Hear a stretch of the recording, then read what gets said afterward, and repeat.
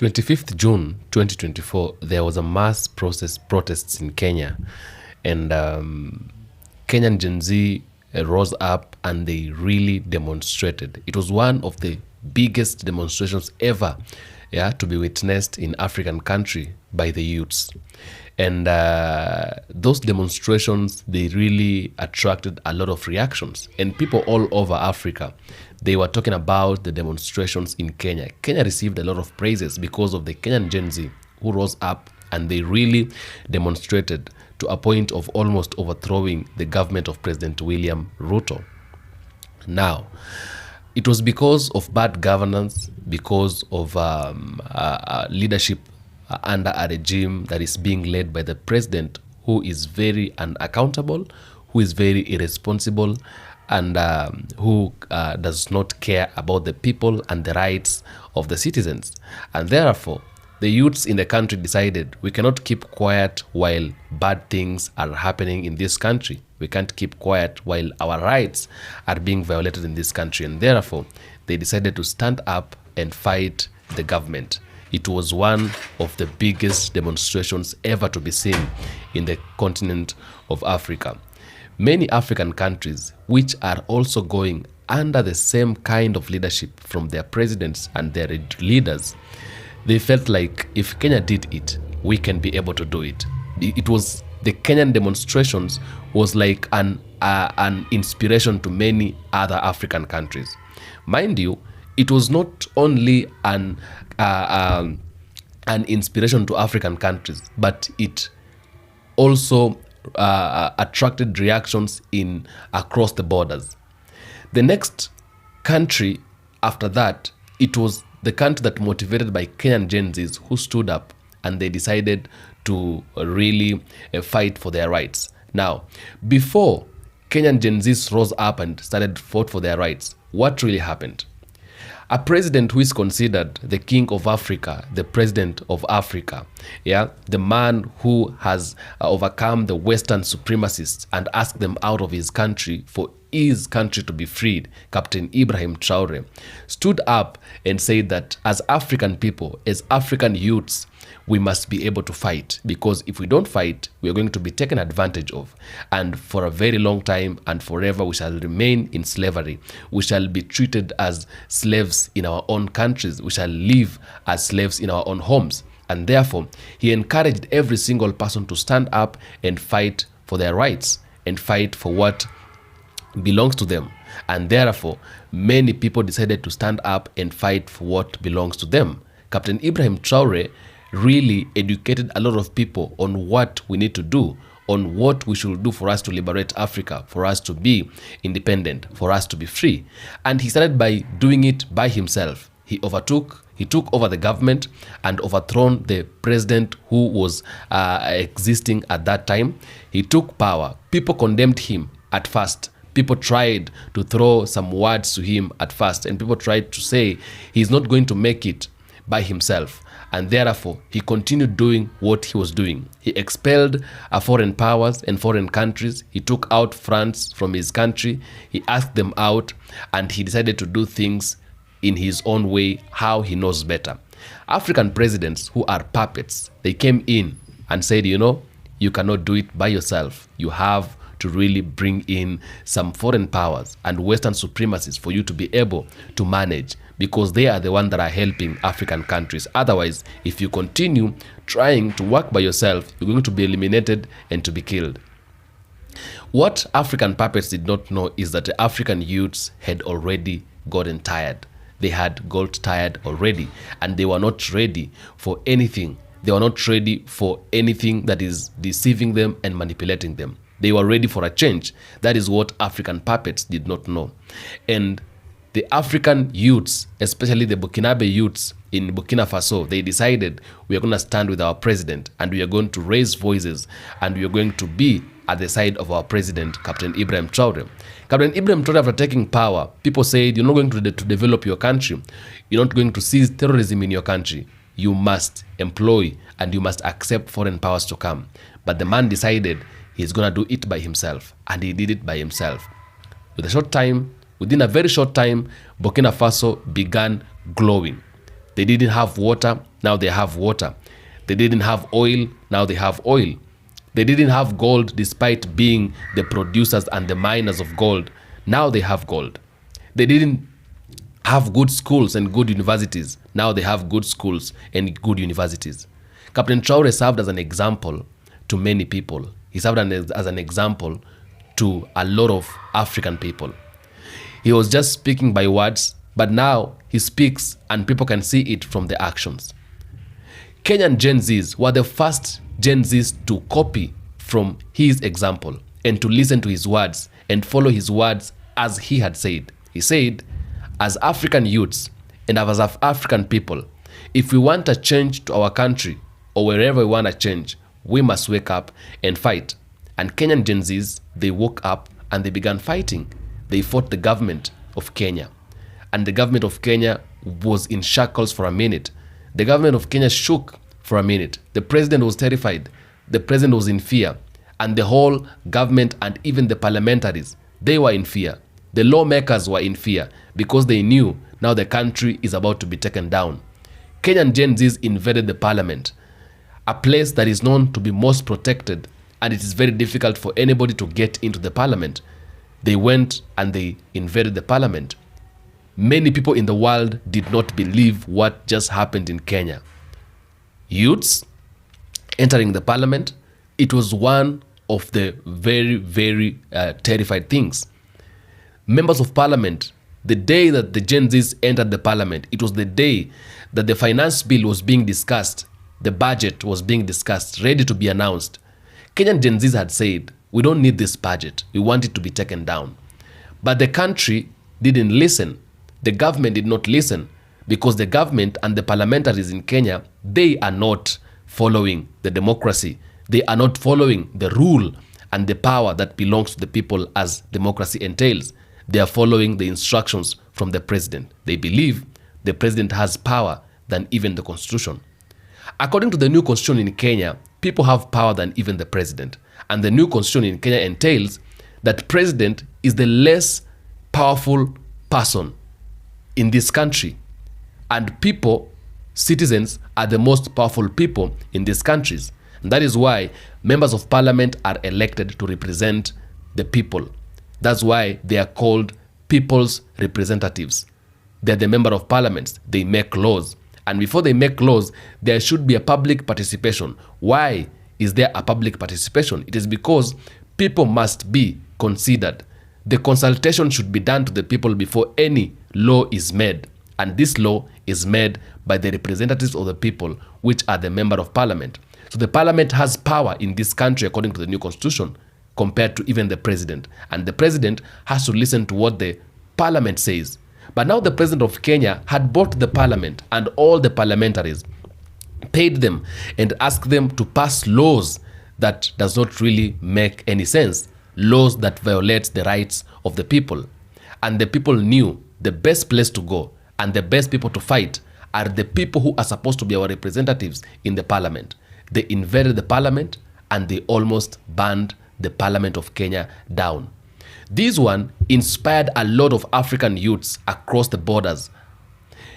All African youths decided, so if Kenya did it, and if Kenyans can able to do it, we also can be able to do it.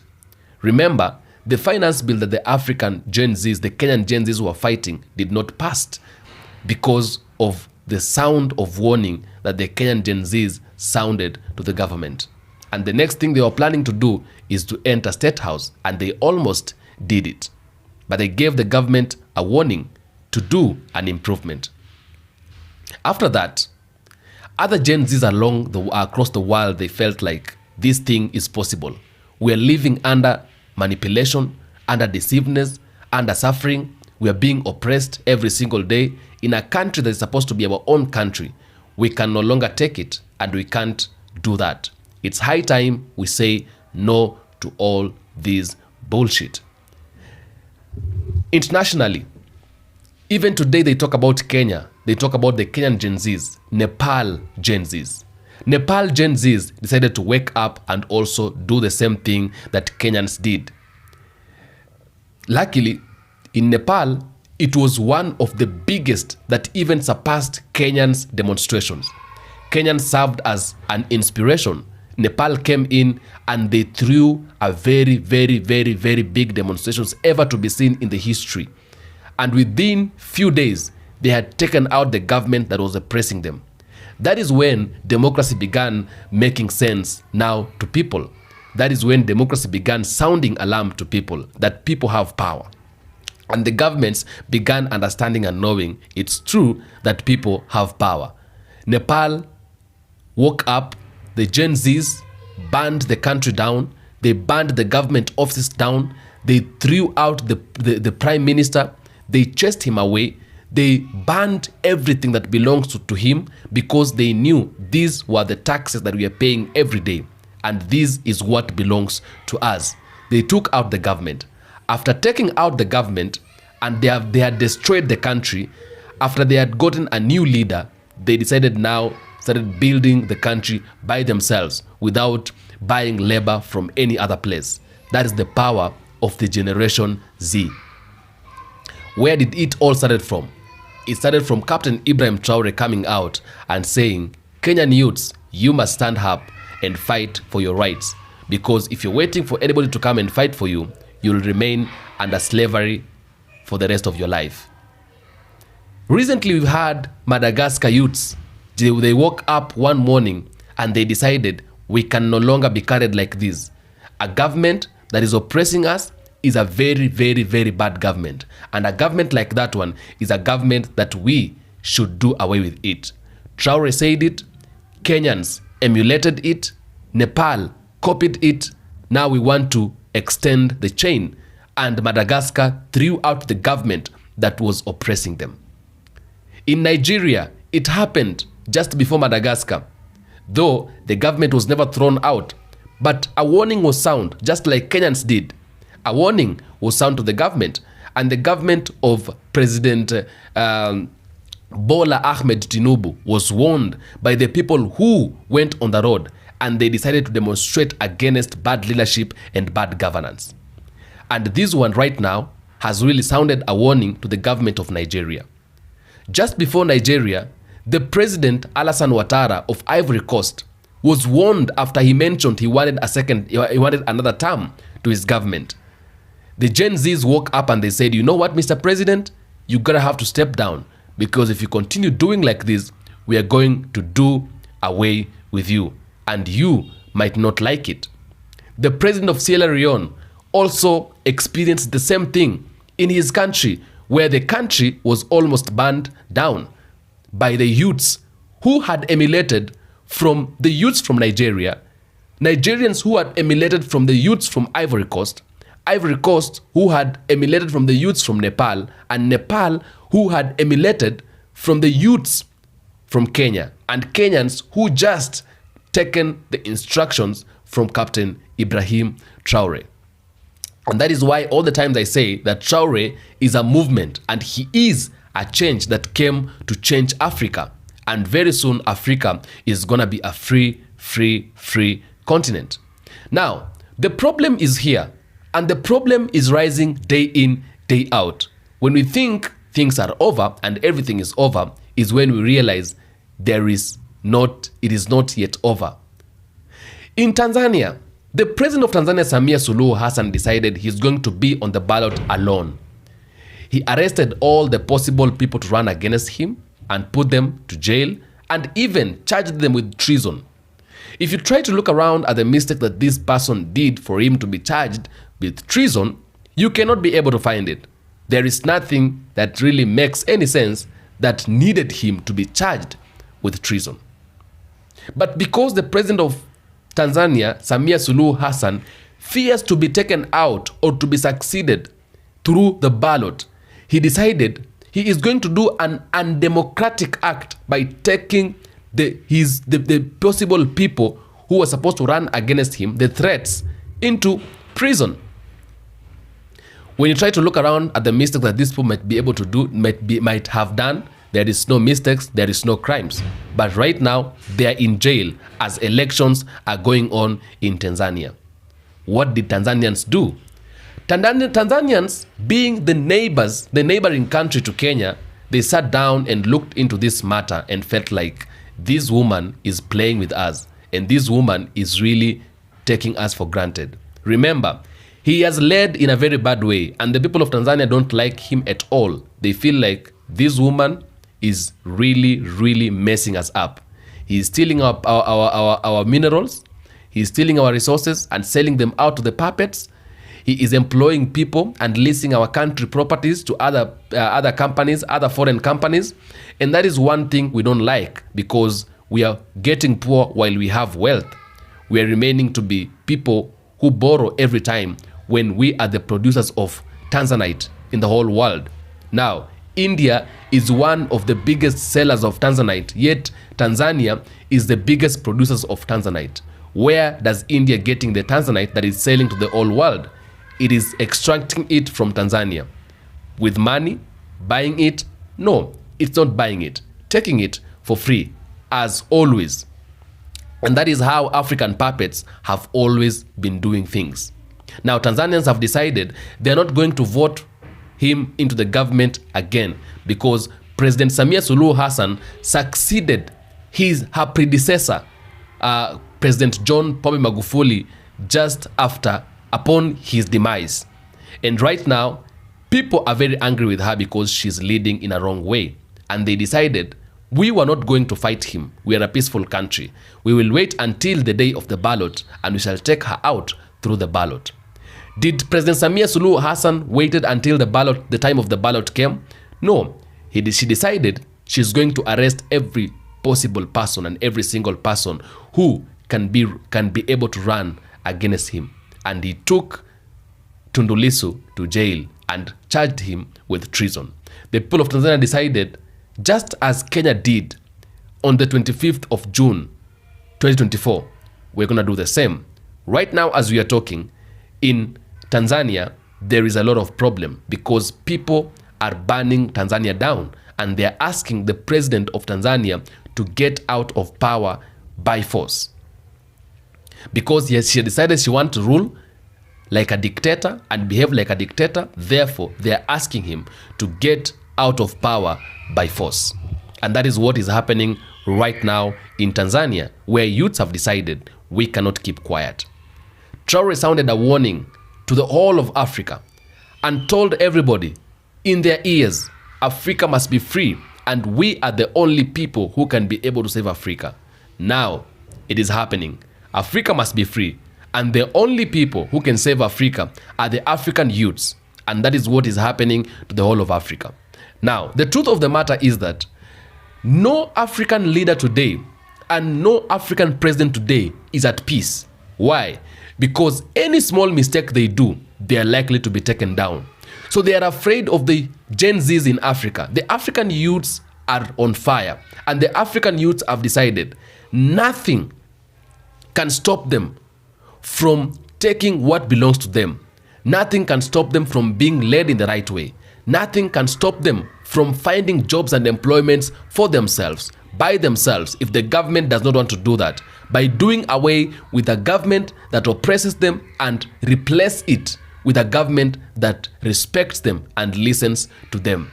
So African presidents and African leaders today, they are in a very big fear because they fear the African youths and African people. Because after African people realize they have power and they are the people to wake up and take position and take part and decide to fight for themselves, after realizing power belongs to them, right now they are exercising that power the way it is supposed to be exercised. And therefore, African leaders who are number 1, dictators, number 2, puppets, number 3, oppressors, number 4, thieves, number 5, corrupt, and many others who does not respect the rule of law, who does not respect and violates the rights of the people, who does not give people power, who does not allow power to the people, are very much afraid of what can happen to them.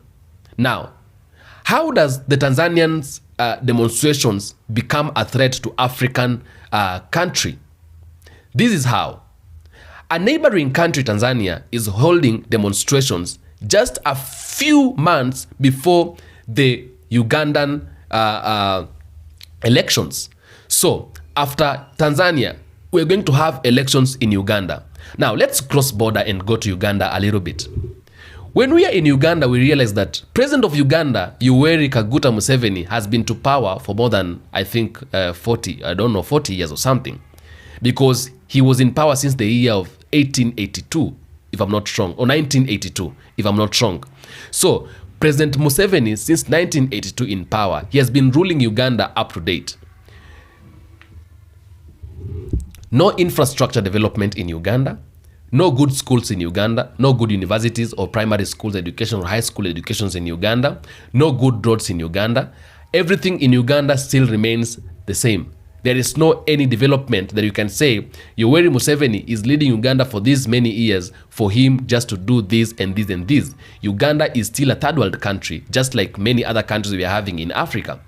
Yet Uganda is rich in minerals. Yet Uganda is rich in many things. But where are the resources of Uganda going? Being sold out, being taken out. In Uganda, you cannot speak against the government. If you try to speak against the government, you are likely to be taken down. You are likely to be killed. You are likely to be destroyed. Now, how is this possible? How is it possible for a leader like this to survive a time like this when the African Gen Zs have decided we can no longer take it? In Uganda, there is no freedom of speech. If you just try to say anything about the government, you're taken down. You can even be killed or you can be destroyed forever. Activists from Kenya, they went to Uganda to demonstrate together with the rest of Ugandans. Up to date, they have never been brought back. They have never been swiped back. They went missing. Their parents are complaining just because they are activists and they went to hold hands and unite with the rest of the Africans in Uganda to demonstrate against bad governance. The government of Kenya, on the other hand, is not addressing that matter because these leaders, they know themselves and they speak by themselves.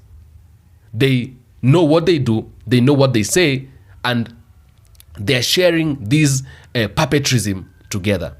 Now, a country like Uganda today is in fear. It is terrified because of what is happening in Tanzania. And if the president of Uganda would have time to speak to the government of Tanzania, they would have told, or Museveni would have told Samia Suluhu Hassan to stop doing what he's doing because he knows he is next. And the people of Tanzania are just reminding Ugandans, we have done our part. Next, it is you. Are you going to sit down and wait to be oppressed, or are you going to stand up and do like what we have just done in Tanzania? Now, the president of Uganda, Yoweri Kaguta Museveni, is in fear and he is very much terrified because of what is happening in Tanzania, because it is just a reminder to the people of Uganda that you people also need to wake up. Mind you, elections of Tanzania just happened this year, 2025. In 2026, we are going to have elections in Uganda. And in 2027, elections will be held in Kenya consecutively. So 2025, 2026, 2027. Tell me, why is it that will not make Ruto terrified? Why is it that will not send President William Ruto in fear?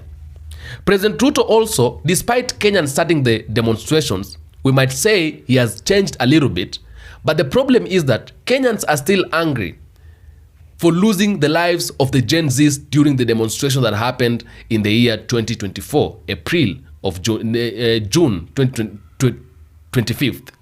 And right now, Kenyans are still looking at the president of Kenya and they're still studying him. If he tries to make any single mistake, any problem, Kenya will be in ashes. And that is one of the things that the president really fears the most.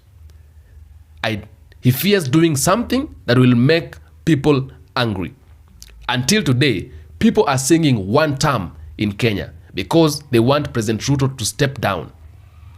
President Ruto better do good things and be the darling of the people for the remaining years before the elections in 2027. Otherwise, he's going to face repercussions. He's going to face the music. Now, President Ruto also, he will not be in good terms with President Samia Suluhu Hassan. If he gets time or finds an opportunity to address Samia Suluhu Hassan, he will tell her, kindly, just stop doing what you're doing, because you are reminding Kenyans who were the pioneers of all these demonstrations we are seeing in Africa. You're just reminding them that you started the syllabus, you have to end the syllabus. Kindly do the right to the people. Now, all credits to go to Captain Ibrahim Traoré, because Captain Traoré did what many people have failed doing. People tried to do it, they were taken down, they were eliminated. But Captain Ibrahim Traoré did it. And Captain Ibrahim Traoré, despite many assassinations being plotted to him, he has survived almost all of them. He has survived all of them. Many assassinations. Because the Western powers, they want to take this man down. Why? Because look at the impact that this man is bringing to the continent of Africa. Look at the impact this man is bringing to the continent of Africa. He has waken up people. It's an awakening. This is now called the Black Awakening or African Awakening. Because now people have woken up. People have decided, we have been deceived. We have been treated badly and oppressed for many years. Can we continue living like this? And all credits now go to Captain Ibrahim Traoré, together with his friends from Mali and Niger, that is Abdurrahmane Chiani and Assimi Goïta. They have really sounded a voice of power, a lion roaring from the jungle, and every other animal in the jungle can hear the voice of a lion that is roaring from the jungle and decide to follow the instructions. African citizens, African youths, African Gen Zs, they have decided it is now or never. It is what we called clearing and forwarding. And today, we can be able to see a new Africa. Africa that people are willing to rise up and fight for their rights. During the time of colonization, in the years of in the early years, when colonization was happening in Africa 60 years ago, a lot of things happened in this country and in this continent. People were killed. People were really mistreated. Women were raped. People were taken out to sleep in the forest, to sleep in bushes with canes. Some were being hanged without mistakes. And that was the happiness of a white supremacist, because they wanted to be respected. African people used to respond, and they used to just do things politely. They used to respect everything that they were being asked to do by the white man. Until this one day came when these people decided it is enough, and they decided to fight. They fought a white man. A white man was fought. A white man never expected it can ever happen that way. And a white man was fought until a white man was overwhelmed by a black person. And they decided, we're going to leave your country. They left our country, but they didn't give us freedom. They lied to us about giving us freedom. They did not give us freedom, but they left our country. After leaving our country, now, and lying to us that we've been given freedom, now we want that freedom in real sense. We don't want the freedom that we were told we'd been given, and yet that freedom was not there. Now we want the real freedom. And this real freedom will be brought by Captain Ibrahim Traoré and many other leaders who are ready to stand up and say no to all these things that are happening, to all these this oppression that is happening to African people. We can't live we can't live like slaves in our own country. We can't live like slaves in our own homes. We can't live like refugees in a place we're supposed to be calling home. And African youths are doing what we call now clearing and forwarding. Thanks for watching. Thanks for always being here. If you're an African youth, if you're an African person, purport to join the African youths and every African person who is ready to fight for the rights of the African people. Thanks for always being here. Thanks for watching. Don't forget to subscribe and press notification bell. Be the first person to get every news as it really comes in. I am the African Streamline from the African Streamlines Roundtable. Thanks for coming, and thanks for always being here. Until next episode, peace be with you.